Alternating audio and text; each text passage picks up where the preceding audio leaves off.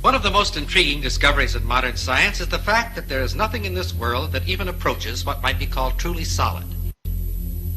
We speak of solids, liquids, and gases, but these terms describe superficial rather than basic properties of matter.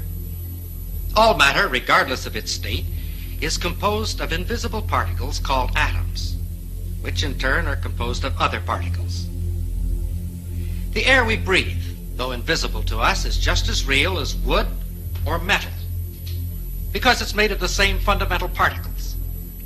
It is the arrangement of these particles and the forces that bind them together that give to a substance its special properties. If we bring a piece of steel close to a magnet, we say that the steel becomes magnetized. But what is it that actually happens?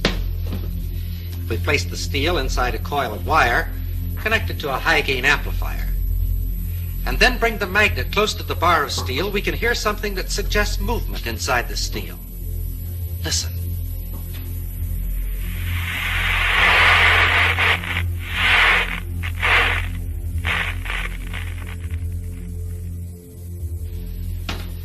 We think of a piece of steel as being solid, and according to our definition, it is a solid.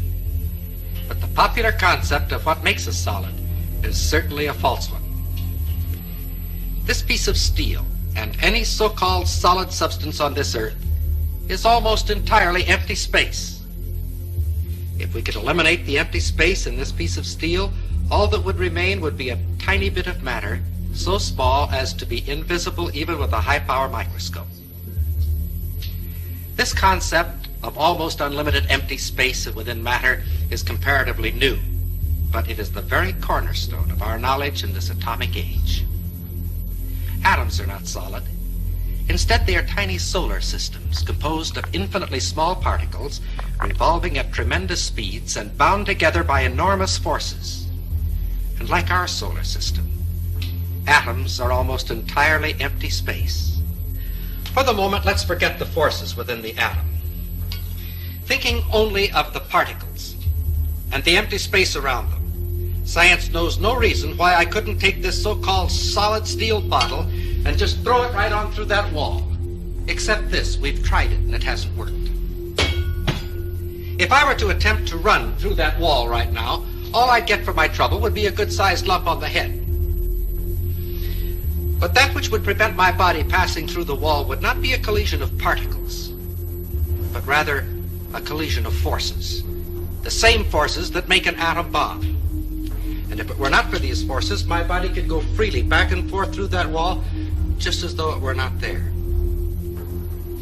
It is within the realm of scientific possibility that there could be two worlds coexistent, occupying the same part of space at the same moment of time, each world just as real as the other, with its mountains, valleys, rivers, trees, and people. And that one world could pass freely through the other world, neither world being conscious of the existence of the other world, if you grant just one thing.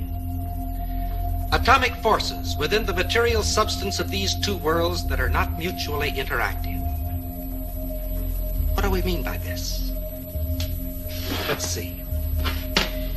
Here are two pieces of steel. Their appearance is quite similar, but a magnet will reveal a basic internal difference between the two pieces. This one, of course, is picked up, but this one is unaffected. This piece of steel is non-magnetic, stainless steel. Of course, we all know that other metals, such as brass or aluminum, are not affected by the magnet. But a ring made of aluminum is something else. It can be suspended in air by the electromagnetic force of what is actually a transformer.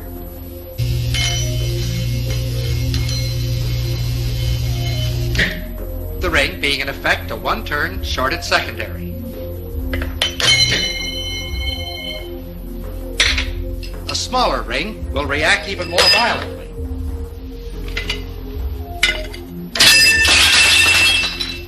Here is another ring. This one made of a material we say is non-conductive. And and it is completely unaffected.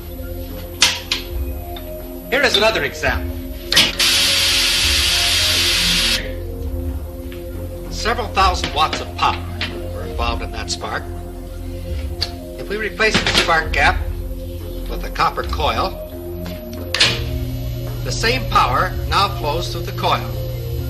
It's invisible, has no effect on many substances, but it can generate a lot of heat.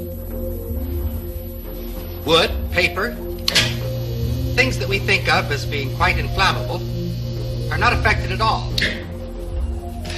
However, a piece of steel wool bursts into flame instantly.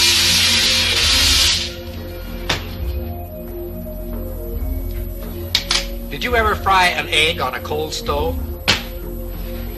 It's no trick at all if you have the right equipment. This is a cold hot plate, and because it's cold, you can make it out of wood, if you like. Just be sure that there's a coil of wire inside and that you connect that coil to a high voltage alternating current source. The rest is easy. As long as we're being different, we'll use motor oil instead of Crisco.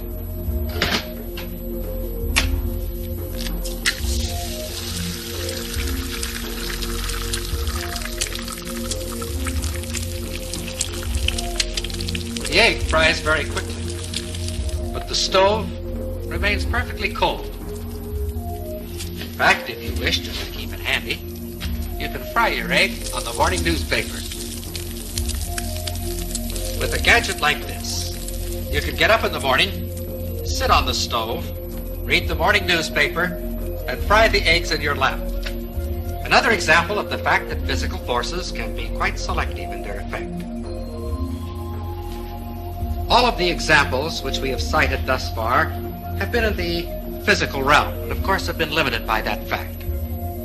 We can, however, cite examples that transcend the purely physical and clearly demonstrate the reality of these two worlds.